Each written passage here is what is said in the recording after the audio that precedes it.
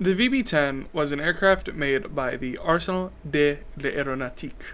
I don't speak French, so apologies for all the mistakes I'm going to be making here.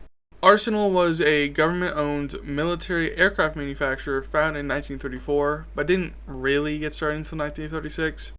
You'll often find various sources depicting one of these two as the year, but it's generally said that while it was officially founded in 1934, they didn't do much until 1936. In 1936, Michael Henri Marius Vernisse was asked to be the director of the company. Now, digging up information on the VB10's development, I had found to be shockingly hard, but I found one source that seems pretty exceptional, and it's where most of my knowledge is coming from. It's various issues of the Fana De I'Aviation magazine. Their articles on the subject are shockingly dense compared to the little information I was able to find prior. Other than that, I found a few official documents detailing Vernisse's life, service, and his patents. If you're looking around online, much of what you'll find is instead sourced from Pierre Pechestanck's report L'Arsenal de l'Aéronautique. Now, I can't find much about him, but his website, hydroretro.net, contains a high amount of information about the Schneider Cup, and an extensive list of his reports on various aircraft, including the VB10. Vernisse had prior experience in aerial manufacturing, having overseen the building of French engines in Japan from 1919 to 1920, then later being sent to Japan again to work with Mitsubishi a few years later. So, Arsenal is founded, and Vernisse is asked to lead it. He begins a project, the VG10, a fighter aircraft with a tandem engine. A tandem engine is an engine lined up directly with another. At the time, it could be seen in things like the various aircraft made by Farman. Here, the Farman F.221 with 4 engines, 2 tandem on each side. Soon after taking up the contract, he submits his patent for the tandem engine design that he's going to use. As they develop the aircraft and the engines, they realize that the project is going to need more funding. So to provide more funding, the French government places an order for 25 VG20s ahead of time. The VG20 seems to just be what they called the would-be production version of the VG10, but I find conflicting information. For example, La Fana De I'Aviation, issue 246, they state the prior information about the VG20 order, but in issue 197, they say the VG10 was cancelled after an order for VG10 C1s. Then goes on to talk about the VG20 without mentioning any more information about the VG10 C1. They then go on to actually give some specs about the VG20 and a project drawing. But the project drawing seems to be a reproduction, so I'm not too sure.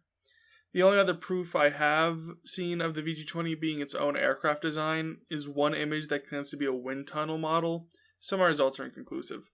In May of 1938, Vernisse submits a second patent for his constant torque joint.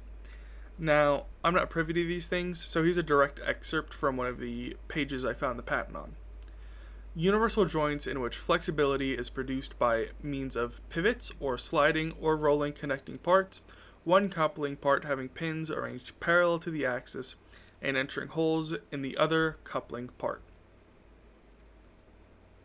3 months after, Vernisse is granted his first patent, the one for the tandem engine.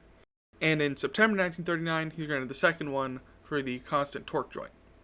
A few months later, in 1940, France surrenders and Arsenal falls to the hands of the Germans.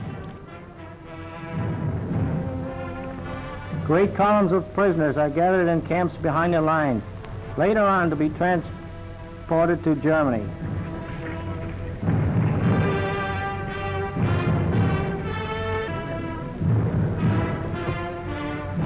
Imprisoned members of the French auxiliary troops.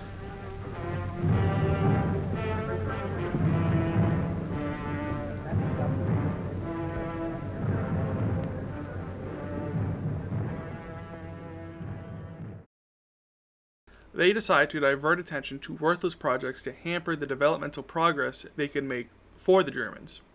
That, along with general distaste for helping the occupiers, it actually led to Vernisse being arrested for his noncompliance.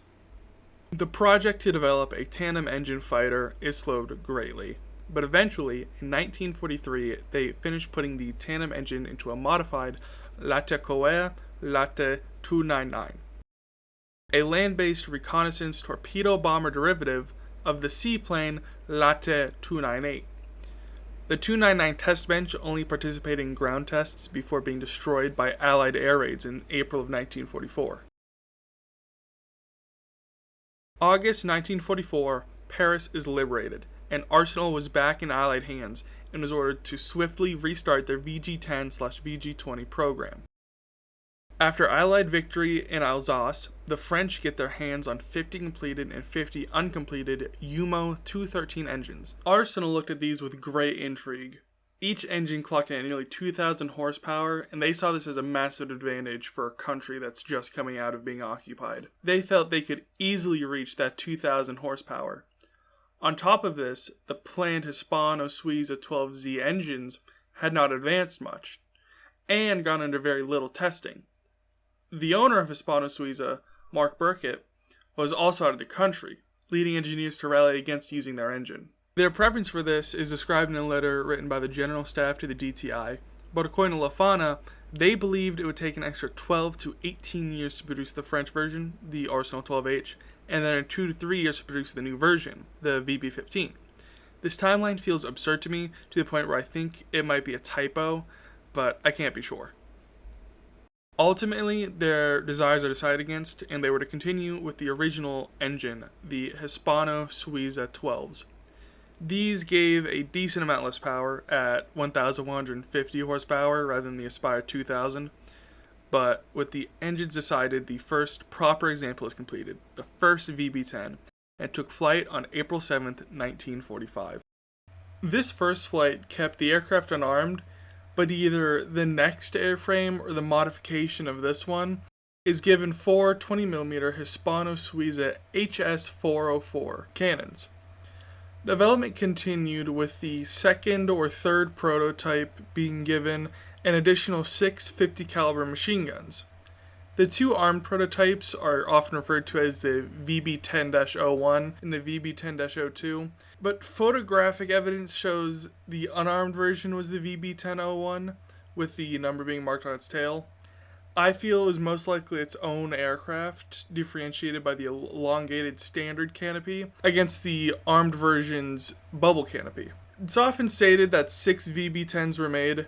I've only found proof of 2 to 4, it's depending on your opinion on it. It's 2 if the armed and unarmed VB10-01 are the same airframe, and then you've got the VB10-02, so that's 2. It can be 3 if you count the Latte 299 as 1. Or if you think the VB10-01 armed and unarmed are different airframes, plus the Latte 299, that's 4.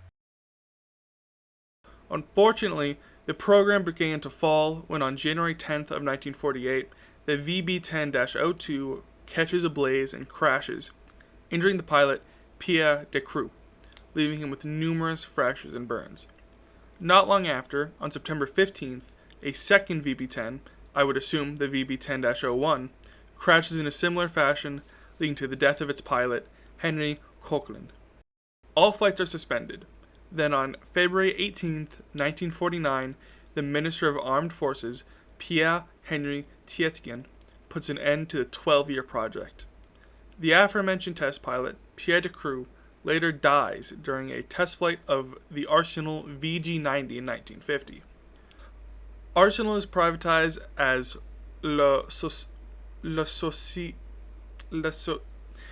insert Google Train. Société française d'études et de construction de matériels aéronautiques spéciaux.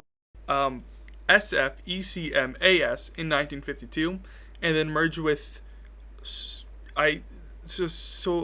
insert other Google. Société nationale de constructions aéronautiques du Nord. SNCAN to make Nord Aviation in October 1954. The man who was leading the project and the company, Vernisse, died on July 12, 1954, from causes I was not able to find. He had retired from Arsenal just a couple years prior to it being merged into Nord Aviation. There's much more to the VB10 that I just can't dig up, to the point where my report on this could be completely wrong. So if anyone knows of any more or wants to find some, I'd love to see what you have dug up or will dig up. I didn't go over absolutely everything, so if you'd like to know more, I have cited my sources and you can find them in the description below. Now I, like many of you probably do as well, know the VB10 from War Thunder. I would like to hear y'all's opinion on if you would want to see the VB15 in game. Sure, it's mostly paper, but it got much further along than some of the other things we've seen in the game. Could even have different variants, VB1501 and VB1502, like the VB10 does. So, I think it'd be a very fun addition, and as someone who has spent way too long researching the developmental history of this aircraft, would be a delight for me to see.